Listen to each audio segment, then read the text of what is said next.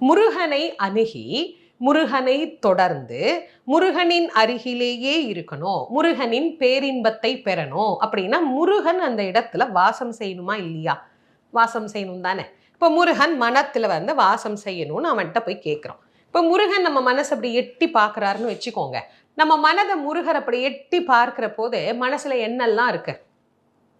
கண்ணை மூடி நாமளே நம்ம மனசுக்குள்ள என்னெல்லாம் இருக்கு அப்படின்னு கொஞ்சம் எட்டி பார்த்தோம்னா நமக்கே கேவலமா இருக்குதா இல்லையா? அடுத்தவனை கெடுக்கணும், நாம மட்டும் நல்லா இருக்கணும், இவன் எப்படி நல்லா இருக்கிறான், அவன் எப்படி நல்லா இருக்கிறான், இந்த மாதிரி எண்ணங்கள் எல்லாம் நான் ரொம்ப சாதாரணமா சொல்றேன். இன்னும் பல பேருக்கு எவ்வளவோ கொடூரமான எண்ணங்கள் எல்லாம் எங்க இருக்கு? மனசுக்குள்ள இருக்கு. அப்புறம் முருகனை எப்படி தொடர்வது, முருகனை எப்படி கொண்டாடுவது, முருகனை எப்படி உள்ளத்துக்குள்ள கொண்டு வந்து வைப்பது?